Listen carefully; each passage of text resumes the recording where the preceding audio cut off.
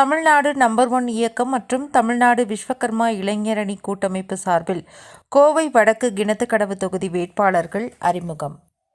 Tamil Nadu number 1 இயக்கம் மற்றும் தமிழ்நாடு விஸ்வகர்மா இளைஞரணி கூட்டமைப்பு சார்பில் சட்டமன்ற தேர்தல் 2026 குறித்து ஆலோசனை கூட்டம் மற்றும் வேட்பாளர் அறிமுகம் கூட்டம் கோவை சங்கனூர் பகுதியில் நடைபெற்றது. கூட்டத்திற்கு தமிழ்நாடு நம்பர் 1 இயக்கத்தின் நிறுவனரும் பொதுச் செயலாளருமான முத்துரட்சகன் தலைமை வகித்தார். அவர் கோவை மாவட்டத்திற்கு உட்பட்ட கோவை வடக்கு தொகுதி வேட்பாளர் என். கர்ணன் மற்றும் கிணத்துக்கடவு பகுதி வேட்பாளர் லக்ஷ்மணன் ஆகிய 2 சட்டமன்ற தொகுதிகளுக்கு சுயேட்சை வேட்பாளரை அறிமுகம் செய்து வைத்தார். பின்னர் அவர் செய்தியாளர்களுக்கு பேட்டியளித்தார். அப்போது அவர் கூறியதாவது: விஸ்வகர்மா சமூகத்தைச் சேர்ந்தவர்கள் ஒருவர் கூட இதுவரை மாநிலத்தில் சட்டமன்ற உறுப்பினராகவும் மற்றும் மத்தியில் நாடாளுமன்ற உறுப்பினராகவும் போட்டியிட வாய்ப்பு அளிக்கவில்லை. எங்களால் இந்த தேர்தலில் வெற்றி பெற முடியாது. ஆனால் மற்ற அரசியல் கட்சிகளின் வெற்றி வாய்ப்பை பறிக்க முடியும். ஒவ்வொரு தொகுதிகளும் சுமார் 20,000க்கும் மேற்பட்ட விஸ்வகர்மா சமூகத்தைச் சேர்ந்த வாக்காளர்கள் உள்ளனர். தமிழகத்தில் 50க்கும் மேற்பட்ட சட்டமன்ற தொகுதியில் போட்டியிடப் போவதாகவும், மத்திய மாநில அரசுகள் விஸ்வகர்மா சமூகத்திற்கு எந்தவிதமான உதவிகளும் செய்யவில்லை என்பதால் யாருக்கும் ஆதரவு தெரிவிக்காமல் சுயேட்சையாக நிற்கப் போவதாக தெரிவித்தார்.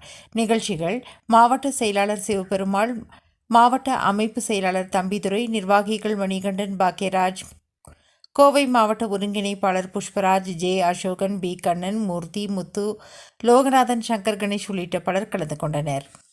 தமிழ்நாடு நம்பர் 1 இயக்கம் மற்றும் விஸ்வகர்ம சமூக சங்கங்களுடைய கூட்டமைப்பு சார்பில் கோவை வடக்கு மாவட்ட வடக்கு சட்டமன்ற தொகுதியினுடைய வேட்பாளர் அறிமுக கூட்டம் நடைபெற்று கொண்டிருக்கிறது.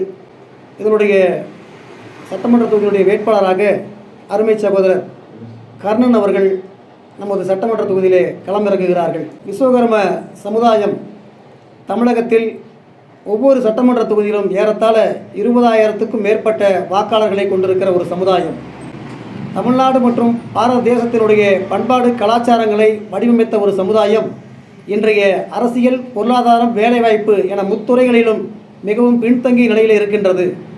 திராவிட கட்சிகளும் சரி, தேசிய கட்சிகளும் சரி இந்த சமுதாயத்தை கண்டுகொள்வதாக இல்லை.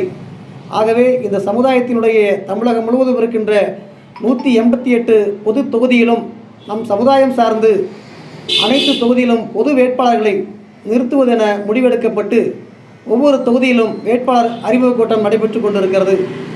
இன்றைய தினம் நடைபெற்று கொண்டிருக்கிற கோவை வடக்கு சட்டமன்ற தொகுதி வேட்பாளர் அறிமுக கூட்டம் போல ஒவ்வொரு தொகுதியிலும் அறிமுக கூட்டங்கள் நடத்தி இந்த சமுதாயத்தினுடைய தனிப்பட்ட மக்கள் செல்வாக்கை காட்டுவதற்காக களமிறங்கி இருக்கின்றோம். சமுதாய மக்கள் வாக்களித்து நம் சமூக வேட்பாளருடைய வாக்கு பெரும்பான்மையை நிரூபிக்க வேண்டும் என அன்போடு கேட்டுக்கொள்கின்றோம். எங்களால் வெற்றி பெற முடியாது. ஆனால் ஒவ்வொரு தொகுதியிலும் 20,000க்கும் மேற்பட்ட வாக்குகள் இருக்கின்ற காரணத்தினால் நாங்கள் ஒரு 2,000, 3,000 வாக்குகளை பெறுகின்ற போது வருகின்ற 26 சட்டமன்ற தேர்தலானது வெற்றி தோல்வியினுடைய வாக்குகள் என்பது ஒரு 2,000, 3,000 இது போன்ற வாக்குகள் தான் அதிகமான தொகுதியில் நடைபெற இருக்கின்றது. அந்த சூழ்நிலையில் எங்களுடைய வாக்குகள் ஒரு 2,000, 3,000 என்று வருகிற போது அது வெற்றி தோல்வியை நிர்மாணிக்கக்கூடிய சக்தியாக நாங்கள் இருப்போம் என்பதை மனதில் கொண்டுதான் இந்த சுயேட்சையாக களம் இறங்க வேண்டும் என கொள்கையை நாங்கள் கையில் எடுத்திருக்கிறோம். ஒரு 50க்கும் மேற்பட்ட தொகுதியிலே நாங்கள் வேட்பாளர்களை தேர்வு செய்திருக்கின்றோம்.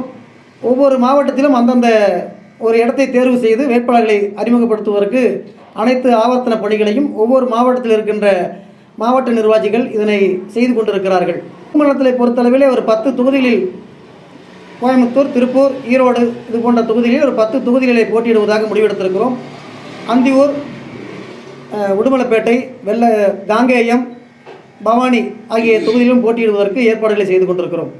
எந்த சின்னமாக இருந்தாலும் சரி அதை பற்றி நாங்கள் அடுத்து வர தேர்தலில் நாங்கள் பதிவு பண்ணி அதை தமிழ்நாடு முழுவதும் ஒரே சின்னத்தில் இருப்பதற்கான முடிவை அடுத்து வரும் தேர்தலில் கையில் எடுப்போம்.